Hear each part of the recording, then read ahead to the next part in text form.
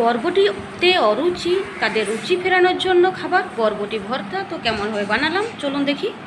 নমস্কার বন্ধুরা, তো আজকে বানিয়ে নেবো আমি বরবটির ভর্তা। তো কেমনভাবে বরবটির ভর্তা বানাই চলুন দেখাচ্ছি। এই দেখুন আমি বরবটি নিয়ে নিয়েছি, বরবটিগুলো একদম শাক কাটার মতো কুচি কুচি করে ছোটো ছোটো কেটে নেবো।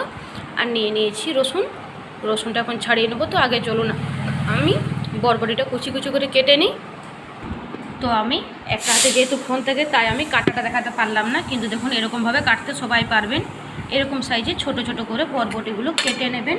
নিয়ে নেবেন দুটো শুকনো লঙ্কা আর একটা রসুনকে আপনি ভালো করে ছাড়িয়ে নেবেন। কোনো কাটা বাছা কিছু দরকার নাই, শুধুমাত্র ছাড়িয়ে নিলেই হবে। আমি বরবটিগুলো ভালো করে কুচিয়ে নিয়েছি, রসুনটা ছাড়িয়ে নিয়েছি, নিয়ে নিয়েছি একটা কাঁচা পাকা লঙ্কা, শুকনো লঙ্কা দিলাম না, আর নিয়ে নিয়েছি রসুন। এখানে কড়াই আমি সর্ষের তেল গরম করে নিয়ে নিয়েছি। কাঁচা পাকা লঙ্কাটা আমি দিয়ে দিলাম, আর ছিটকে যাবে বলে দূরে থাকছি। আর দিয়ে দিলাম রসুন কোয়াগুলো। এখন রসুন কোয়ার লঙ্কাটা একটু লাল লাল হয়ে ভাজা হয়ে গেলেই আমি এখানে দিয়ে দেবো বরবটিগুলো। এখন দেখুন রসুনগুলো কিন্তু লাল লাল হয়ে ভাজা ভাজা হয়ে গেছে। এবার এখান থেকে আমি বরবটিগুলো সব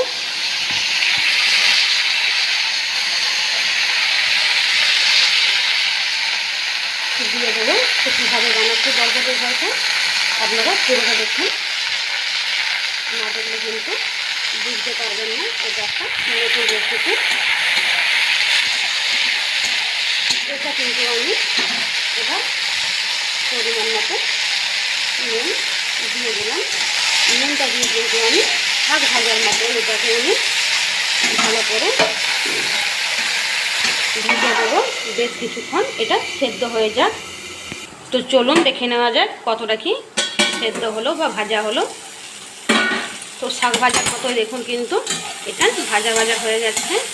এটাকে আমি আর বেশি কিছু করব না, গ্যাসটা অফ করে দিলাম। গ্যাসটা অফ করে কিন্তু আমি একটা আলাদা জায়গায় আমি এটাকে ঠান্ডা করতে দিয়ে দেবো। পুরোটা ঠান্ডা করতে দিয়ে দেবো। ঠান্ডা হয়ে গেলে পরে আমি এখন মিক্সির বাটিটাতে নিয়ে ব্লেন্ড করব। তো আগে এটা ঠান্ডা হয়ে যাক। তো এখন এটা ঠান্ডা হয়ে গেছে। আমি এখন দেখুন হাতে করে কিন্তু ব্লেন্ডারে মিক্সার জারে দিয়ে দেবো। এটা কিন্তু এবার আমি জল টল কিচ্ছু মেশাবো না। বরবটিটা কিন্তু খুব সুন্দরভাবে ভাজা হয়ে গেছে, আপনাদেরকে আমি দেখিয়ে দিই। এই দেখুন খুব সুন্দরভাবে কিন্তু বরবটিটা ভাজা হয়ে গেছে। এই দেখুন টিপে কিন্তু ভাঙা যাচ্ছে শাক ভাজার মতোই। চলুন এটা ব্লেন্ড করে নিই। তো এখন আমি মিক্সিতে ভালো করে পেস্ট করে নেব।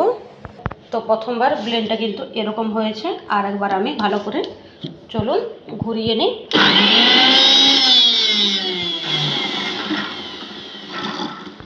তো চলুন দেখে নেওয়া যায়। তো হয়ে গেছে আমার বরবটি ভর্তা।